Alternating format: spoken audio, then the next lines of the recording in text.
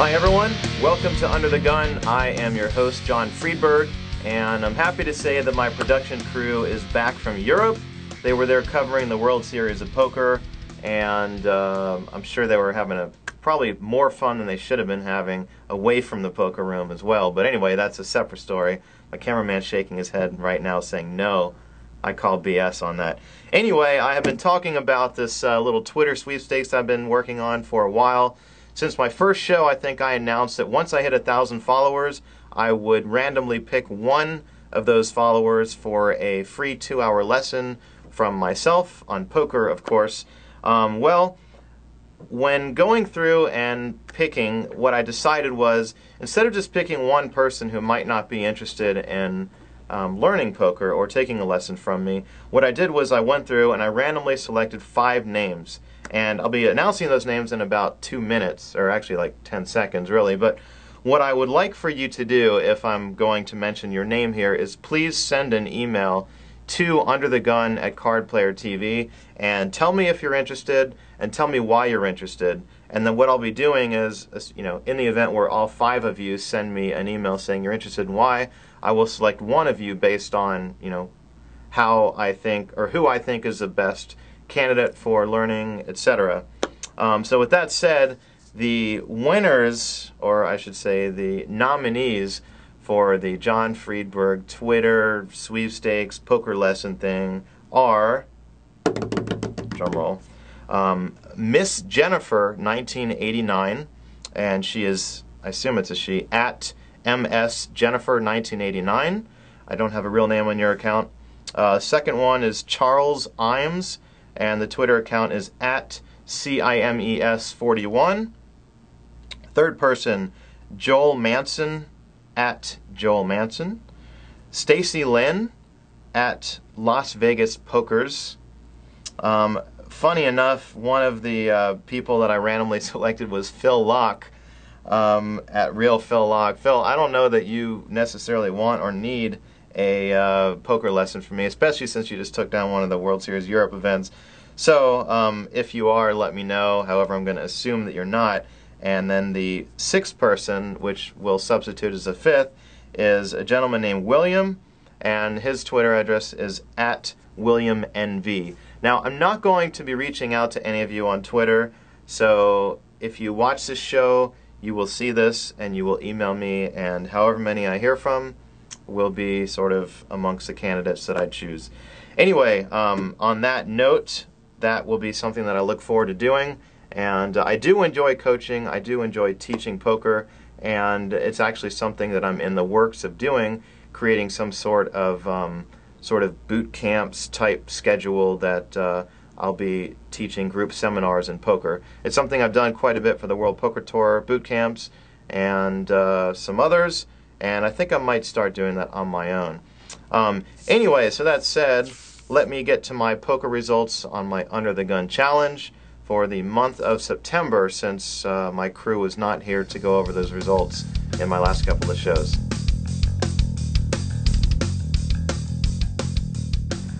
September was a very crazy month for me. It was quite the mental sort of challenge, if you will. I was at one point, I don't know how clearly the numbers show up on this chart, but if you can see on this chart here, at one point I was down about $3,300, and ended up, after just an absolutely crazy month, ended up winning about $200. I played a ton of hands. I played 50,000 hands, which is the most that I've played.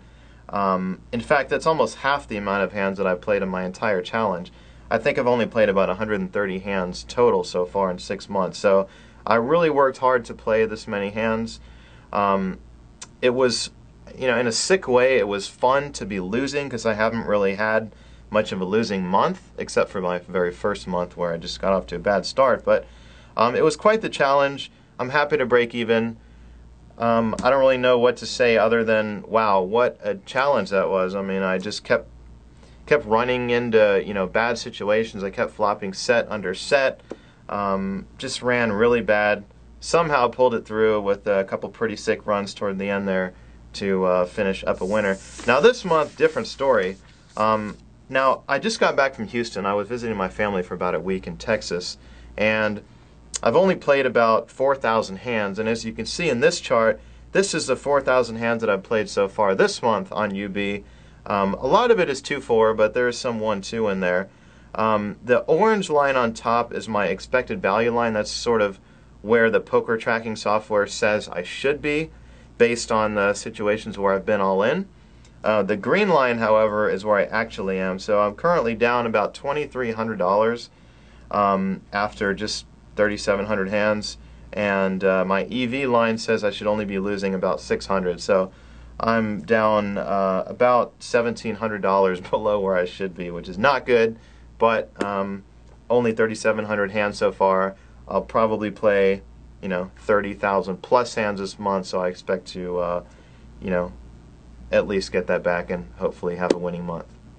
Alright, so I have one more segment to get into before I get on to my interview with today's guest, who I will mention after this segment. The one and only Am I an Idiot, where you send me poker hands and I tell you whether or not you're an idiot based on how you played the hand or based on any questions that you ask me. So, with that said, today's hand comes from a gentleman named Benton who lives in Alabama, and Benton actually used the site pokerhand.org to send me the information, which is a very good site. You can just literally copy and paste the hand history. Of course, this is assuming you're playing online.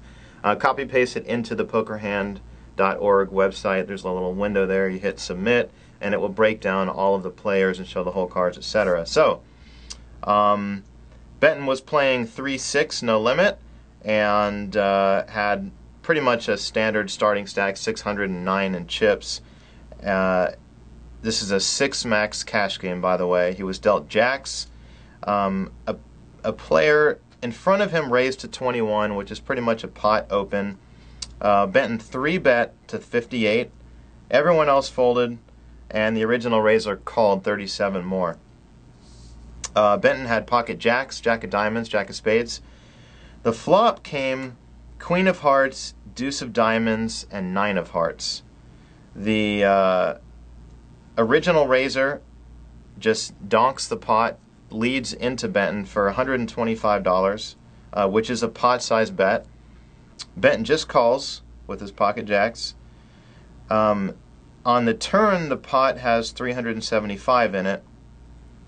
Turn is a 4 of clubs, and his opponent basically bets all in, $583, forcing Benton with a decision on whether or not he wants to call off his stack.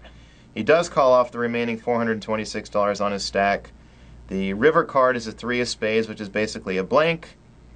Benton turns over pocket jacks. His opponent turns over ace-6 of hearts for a flopped nut flush draw that failed to improve. Benton basically explained to me that he had him listed in his notes as a station, and basically a pretty weak player who was calling way too many bets and obviously betting in situations where he shouldn't. And he also explained to me that is why he made sort of a smallish isolation 3-bet pre-flop, whereas in many situations it might make more sense just to call with jacks. Benton chose to 3-bet here to isolate and get it heads up. Benton says, "Am I an idiot for calling off here in a pretty difficult turn shove here with only pocket jacks on that board?" And my answer is, this is one of those hands where knowing information about your opponent is absolutely key to making the right decision. And it sounds like, Ben, you were pretty observant playing with this player before, so you had tagged him as a calling station or a pretty weak player. And as a result of that, yes, I do agree with your play. The Queen-9 deuce with the Queen-9 of hearts is a very draw-heavy board, and something that I'm finding in cash games is that's a very popular board. These draw-heavy boards are very popular boards for players to bet into a raiser with. So I think it's a no-brainer call on the flop. Calling on the turn is a much tougher decision, but I do think that's a good call against a sort of weak, aggressive player. If this is more of a nittier type player, obviously I don't like the call, but given what you explained to me about the player, I think it's a great call. Definitely not an idiot. Good job, and keep up the great work there, my friend. So keep sending me your questions to underthegun@cardplayer.com, and I will review your hands as well. All right, it is time to bring on my guest for today's show, and I'm curious to know if you all know him more so by his real name or the name that he goes by. His real name is David Chicotsky. However, he is probably more well known as the Maven, and he is a very successful online player. Of course, has had some live success as well. However, you probably know him better as the Maven. He runs a training site and holds poker boot camps along with his good friend and one of his former mentors, Aria.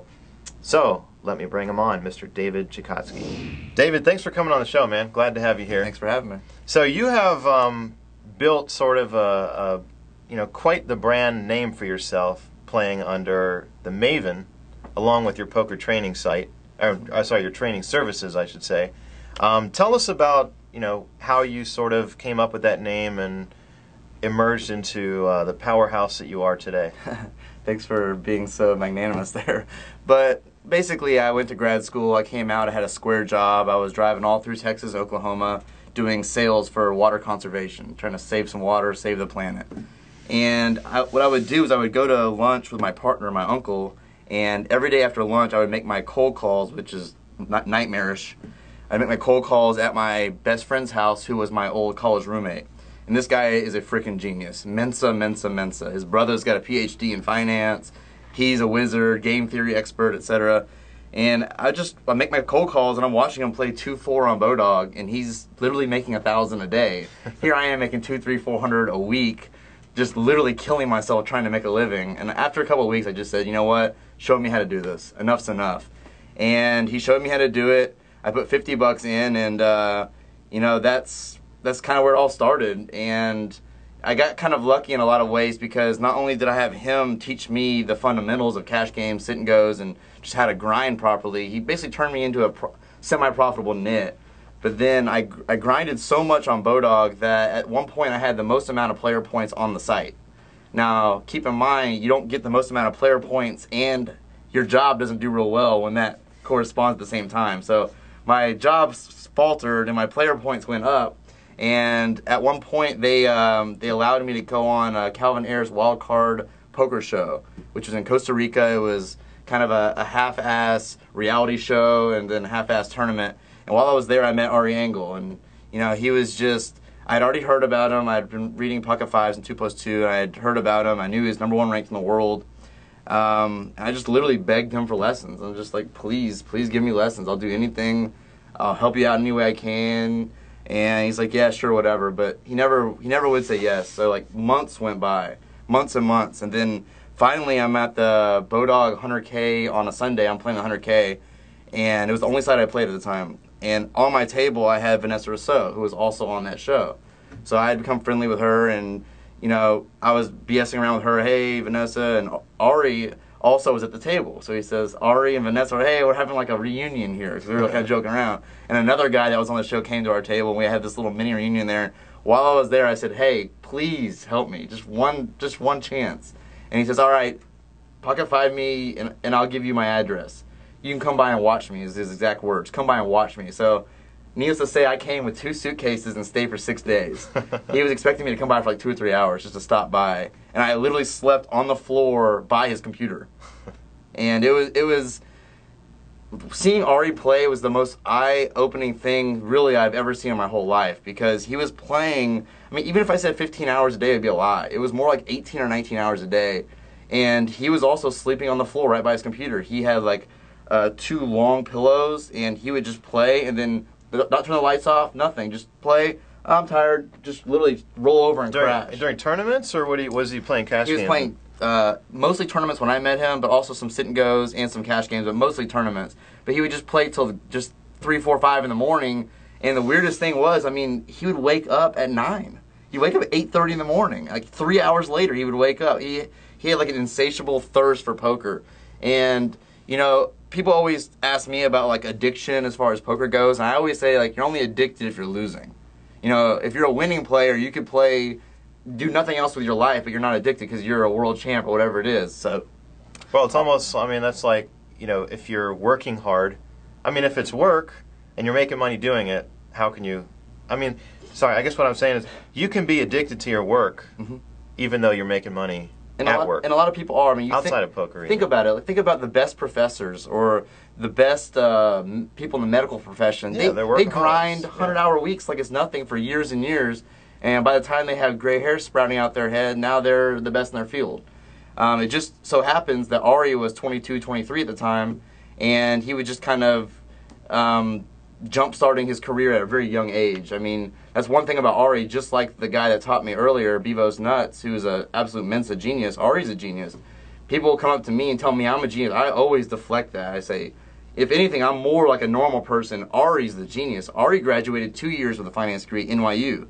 I graduated 4 years at the University of Texas. So let me ask you now, how important is it to be a genius or have a high IQ or be very smart to be successful in poker? That was one of the worst things I had going for me. I mean, you talk about limiting beliefs. When I first came into poker, I was very nervous about that because Vanessa Rousseau was a Rubik's Cube champion. She was a valedictorian. Chris Ferguson had a PhD in math. Bill Chin, PhD in math. All my kind of people I looked up to that were better than me in poker, all were smarter than me, all had a better background. So that was a big daunting task for me, is to get over that. And I would say, to answer your question, I think if you don't have a genius IQ and you don't have all that going for you, you better find people that do. So I think that's the best way to look at it, is, you know, get that network. I mean, same thing goes with maybe like an unreal professor. He might not have a genius IQ, but if all of his professors were from Yale and Harvard and he studied under the best in his field, I mean, he's going to be amazing at that. So to me, that's one of the most underrated things out there. Now, obviously, I offer coaching and things like that, so put all that aside, put my bias aside, but, you know, networking is one of the main things in poker. Now, I was reading through Card Player magazine on the way in the waiting room here, and you look at all these people in there, and I know this person is friends with these 3 or 4 people, and that person's known to hang out in that crew. And it's so obvious. They all have shared information, shared knowledge, and instead of reinventing the wheel, yeah, if you can find someone that's an absolute genius to break it down. I mean, for me, when I met Ari, it was just like, oh, don't do this instead. When you have 22 blinds, act like this. When you have 28, more like this. Look at these percentages. Look at these ratios. I never even thought about it. Let me ask you this. You live in Vegas, but you play a lot online, right? Do you ever play live? I play live. I play low stakes, the cash games like Aria, Palms, Hard Rock.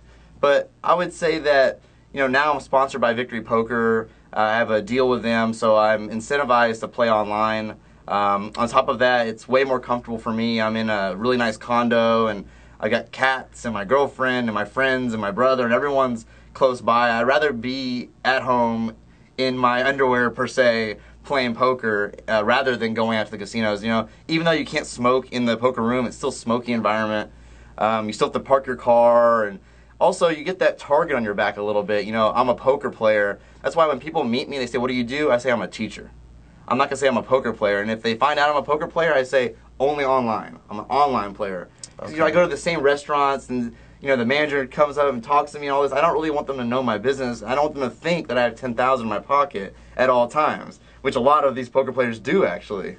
I'm not in that clan yet. Hopefully one day I will be.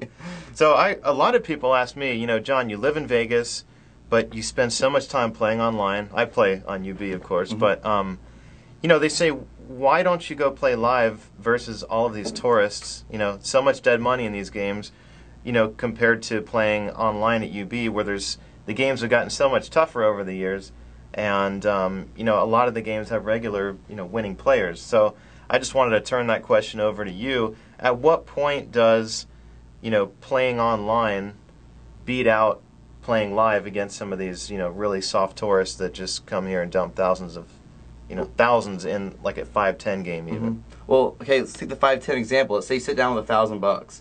Instead of sitting down with $1,000, I would rather sit down at 5-1-2 games online, distribute my risk, and on top of that, on most sites I can use a tracking software. So if I'm playing a tournament online, for example, I can use that tracking software. It tells me everything they do at all times automatically. I'm able to play a bunch of tournaments at a time, and it's my comfort zone. I really like playing online. I like playing live too as well, and, you know, it gets thrown in my face a lot that, well, you're an online guy, you're an online this, online that. I don't think there's that big of a difference. You know, if you're really good online, you're going to be really good live. And if anything, I think my ROI is probably higher live than online. Now, I don't want to travel a day. I don't want to take an airplane ride. That's one thing that Aria does is I think is kind of crazy, and I give him props for doing it. And he'll fly to Hammond, Indiana. He'll fly to Biloxi. He'll fly to Borgata. He'll fly to Commerce. He's flying around playing rinky-dinky tournaments. Now, he's won 2 circuit events, and he's made hundreds of thousands of dollars at the Borgata and things like that, which maybe if I had gone and done that, I would have a couple $100,000 more to my name. But it's a lot of work, you know, flying there, getting the hotel room, driving there, parking your car, valet. You're going to burn an hour a day of just BSing around. Where online, you can go work out, have fun with your friends, go to lunch, and then just instantly play. Mm-hmm. So it's more of a, in Yiddish we say draying around, a lot less draying around. Well, you explain it much better than I do. I usually just, you know, shorten that down to the convenience of, you know, staying at home and being able to play for an hour and then quit for an hour and then play for an hour. You just can't do that when you're at, you know, a casino. So I saw a picture of your setup, and you have like 4 vertically mounted 30-inch monitors or something. Do you really use, I mean, I have one 30 with like a couple 20s next to it, and I have too much screen space. Do you really use all that space? These days, not so much, but I used to play 27 at a time. I mean, that was kind of known for that. And these days what I do is I play about 12 to 15 comfortably, and in my old age, 12 to 15. I'll put 9 in the front here, and then I'll put 2 or 3 on the left, 2 or 3 on the right. Then I'll have my poker tracker set up on the left, and I'll have my table lobbies out on the right. So I like to have everything visible, no overlap. And you know, if I need to look up a last hand history, last hand, bring it over here. I've got plenty of room. Nothing's overlapped at any time. And I just feel like it's kind of like I used to have a lawn service, and I had a mower you could like stand on it. It was awesome. When I had that, my profits doubled. So it's the same thing here. If you have a nice setup, then it's going to help you play a longer time as well. And like, you know, I've got a freedom chair. I've got a nice. I try to keep everything really clean. So I try to do the little things right. I think that's giving me a small edge over time, and it builds up. You live in Panorama, right? Correct. With a lot of pretty successful poker play, a lot of poker players. Yeah. Barry Greenstein, Antonio. I mean, the list goes on and on. What type of talk do you hear about Aria versus Bellagio? Do you think Aria is becoming like the new Bellagio? Well, I have to give props to Jean-Robert Blanc. I mean, he's really pumped up Aria's Ivy Room. I mean, people like to diss on him, and I just cut them right off. I'm like, look, as far as promoters go, this guy's doing his job. He's making Aria money. As far as Aria goes, I can't say I've sat in the big games, maybe a 5-10 or something like that, but Aria is brand new. It's nice. You walk in, it smells good. It's a nice casino. I think you're going to get a little higher scale, maybe like a newer clientele or something like that, but I don't have much experience playing at the Bellagio, so I can't give you the difference between the two. I will say that the Aria is so new and so nice that, I mean, it has to kind of have some kind of mystique to it or edge. But, you know, they have games running in there. You know, I peek in and they have games running, so, you know, more power to them. I live across the street from them, and, you know, if I'm going to play low-stakes cash games, it's normally the first place I'll look at. Okay. Now let me ask you this. Victory Poker, you mentioned you're a part of them, which congratulations. I know it's a new site. Hope it's doing well. Hope so too. You mentioned before we started filming that Victory recently switched over to the Cake Poker Network. Correct. From some sort of European network. Yeah, Everleaf. Everleaf, okay. So there was some news on Cake Poker pretty recently about an encoding issue. Where there was, you know, similar to the news that had broke on UB, where there was, you know, some sort of issue about if you could get onto a person's network and you knew how to work some sort of, you know, whatever hacking, you could theoretically see a person's whole cards, right? Now, a lot of people maybe don't know, there's a lot of sites, well-known sites that run on the Cake Network. I think Doyle's Room was on Cake Network and a couple others. Is that something that you were concerned about?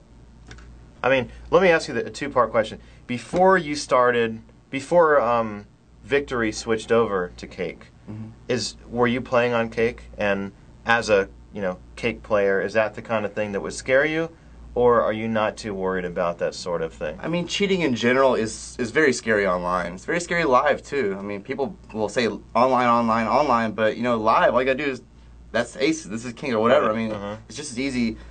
I'm of the opinion that I've been cheated 1,000,000 times over, and I'm still up a bunch of money. All of that said, you know, these days if I'm playing cash games, I like to play heads up. I like to play short-handed. I'd rather have that than sitting at a six-handed table where I don't know who's who and what's what. But no, I really don't worry about it too much. I've done pretty well in the last couple of weeks since we've moved over to Victory.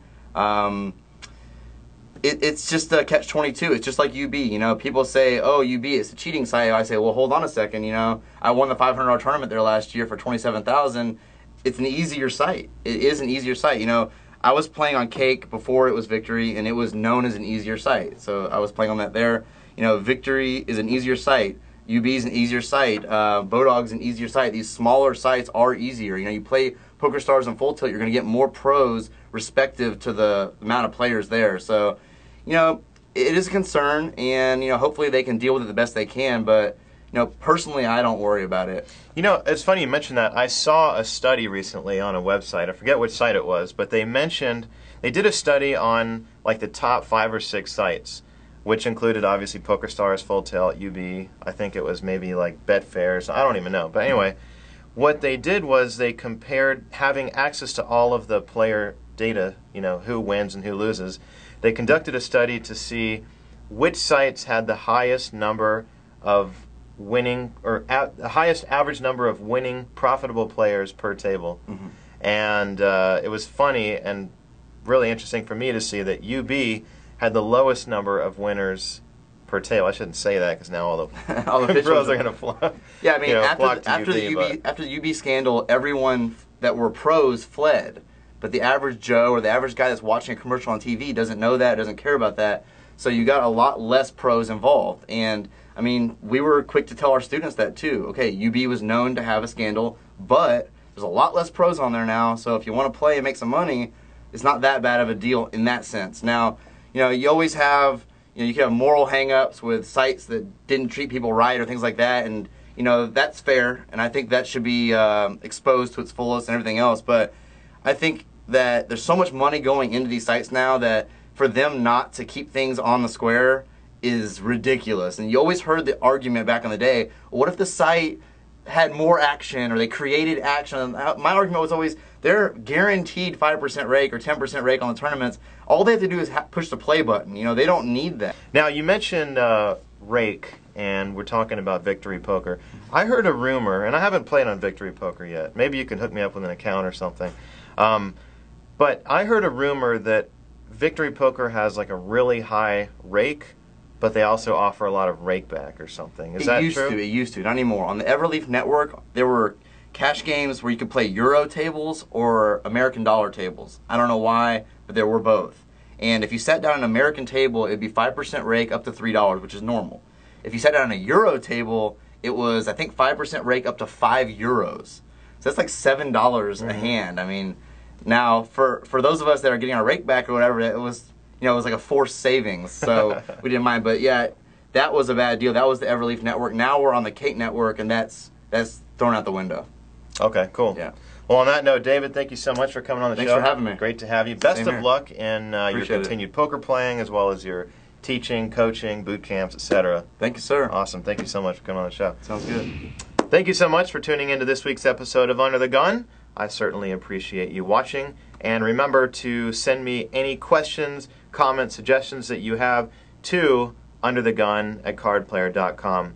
Make sure you tune in next week as well. I'm going to have a very good friend of mine and major poker celebrity and mainstream celebrity, Mr. Joe Seabach, will be my guest for next week. Tune in for that. He is a very fun person to watch. So looking forward to having him on the show. I'll see you guys next week.